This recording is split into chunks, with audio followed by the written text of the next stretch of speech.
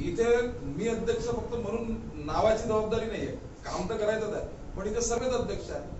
सांभाळून घेणारे नितीनजी आहेत, सांभाळून घेणारे देवेंद्रजी आहेत, सांभाळून घेणारे प्रदेश अध्यक्ष आहेत, सांभाळून घेणारा इतका मोठा 26 संघटनांचा परिवार आहे.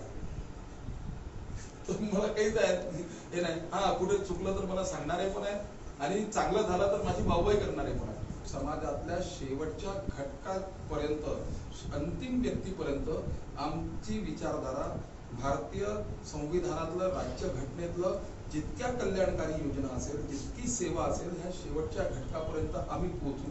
भारतीय जनता पक्षाचं काम हे समाजातील सर्वात, भारतामध्ये राहणाऱ्या प्रत्येक भारतीय व्यक्ती, म्हणजे आता नागपुरामध्ये मी तर भारतीय जनता पक्षाने माझ्यावरती जबाबदारी दिली, दायित्व दिलं, त्यामध्ये नागपुरातल्या 36 लाख लोकसंख्या आणि त्यांची सेवा करण्याचा प्रण, सेवा आम्ही ती करायची आहे आणि प्रत्येक भारतीय, नागपुरातल्या प्रत्येक भारतीय लोकांची सेवा आणि त्याला मुख्य प्रवाहात आणून एकत्रपणे काम करायचं, हीच आमची भारतीय जनता पक्षाची कल्पना. येणाऱ्या निवडणुका आहेत, 2400 बूथ मध्ये भारतीय जनता पक्षाचं काम, बूथ स्तरावर आमचं काम करणार, सर्व बूथ प्रमुख आमचे तयार आहेत, शक्ती केंद्र प्रमुख आमचे तयार आहेत, पन्ना प्रमुख आमचे तयार आहेत, सर्व अध्यक्ष आमचे ऍक्टिव्ह आहेत, विधानसभा दृष्टीने 6 मंडळ आहेत, 6 मंडळाचे अध्यक्ष आमचे तयार आहेत, भारतीय जनता पक्षाची शहराची कार्यकारिणी आमची तयार आहे, सर्व चांगली कार्यकारिणी आहे. एका पक्षामध्ये कुठेतरी सत्तेचा लोभ, कुठे समोरचं राजकीय भवितव्य हा विचार असतो, पण भारतीय जनता पक्ष हा आमचा